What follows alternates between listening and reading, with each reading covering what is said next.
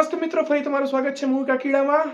આજે આપણે ટોક્સિકનો introduction video આવ્યો છે. યસ તો પહેલા તો બર્થડે છે ભાઈ. Yes many happy return superstar થવા મારી તો એવી ઈચ્છા છે અને થાશો જ મને લાગે છે. અને આ ઇન્ટ્રોડક્શન વિડીયો જોયો તો જોઈએ આપણે ઇન્ટ્રોડક્શન વિડીયો કેવો છે. શરૂઆત કરીએ ભાઈ. ઇન્ટ્રોડક્શન વિડીયો 2 મિનિટ ને 51 સેકન્ડનો છે. તો શરૂઆત થઈ છે ઇન્ટ્રોડક્શન વિડીયોની કબ્રસ્તાનના એક સીન સાથે. તો મને એવું લાગ્યું કે આ વેનસડે સિરીઝ બનાવે છે કે વેનસડે જેવી બેકગ્રાઉન્ડ થીમ છે. મોટા ભાઈ હોય છે ગઈઢા, એનો છોકરો મરી ગયો હોય છે અને પછી કંઈક ઇંગ્લિશમાં ફાટે છે. મને તો કંઈ સમજાણું નહીં એટલું બધું, પણ મુદ્દાની વસ્તુ એ નથી. પણ પાછળથી કબ્રસ્તાનની બહાર એક ગાડી આવે છે અને રસપ્રદ વસ્તુ એ છે કે ઠોકાઈ જાય, માણા ઉતરે છે, ગઈઢો બાપો જ હોય છે અને એ કંઈક લગાડે છે, એનું સેટઅપ કરે છે.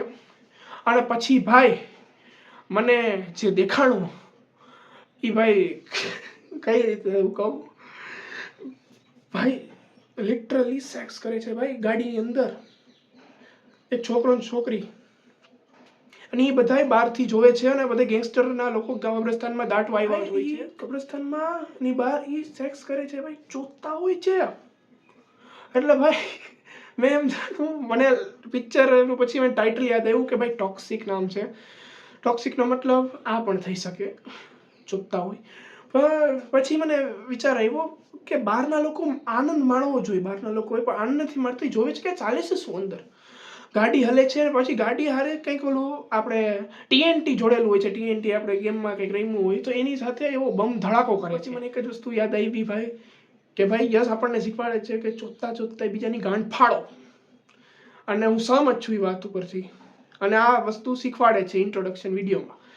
અને બીજી વાત કરી તો પછી મને નહોતું લાગતું કે ઈ યસ હશે, પણ રિયલીમાં યસ નીકળ્યા, યશભાઈ નીકળ્યા. એટલે મને લાગ્યું કે 3-4 પિક્ચર એક્શનના ફિલ્મમાં કર્યા એટલે એમને હવસનો આમ કહેવાય ને કે એમ તલપ ઉપડી ભાઈ મળે હવસ. ગીતુ મોહનદાસ છે ડિરેક્ટર, કે ભાઈ મને આવું જોતા મને મજા આવવી જોઈએ, બીજાની ગાંડ બાળવી જોઈએ, ગાંડ ફાટવી જોઈએ.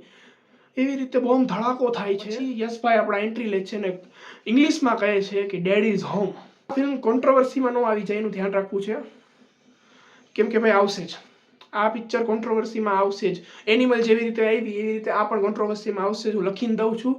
અને રહી વાત હવે ધુરંધર સાથે, તો ધુરંધર સાથે આ પિક્ચર ચાલશે કે નહીં, હવે આ વસ્તુવાળા નક્કી કરે કે આ પિક્ચર રિલીઝ આ સાથે કરવી કે નહીં. સેન્સર બોર્ડનો શું ઓપિનિયન છે કે કેટલા સીન કાપે કે કેટલું રાખે. બાકી ભાઈ મને વિડીયો ગમ્યો, પણ આવી એક્સપેક્ટેશન નહોતી અને એક્સપેક્ટેશનમાં રાખવી નહોતી કે આવું હશે. પણ અત્યારે બધાય નું માઇન્ડસેટ એવું હોય કે આવું દેખાડો તો ભાઈ પિક્ચર ગરમ રહે, પિક્ચર ગરમ રહે. પણ આવી પાછળની ઘણી પિક્ચરો આવી ગઈ છે પણ એ ગરમ નથી રહી, પણ એ ફૂસકું થઈ ગયું છે. તમારું ફૂસકું ન થાય. બાકી ફરીથી હું એકવાર કહું છું, many happy returns of the day. તમે ખૂબ પ્રગતિ કરો. બાકી મળી આવતા વિડીયોમાં.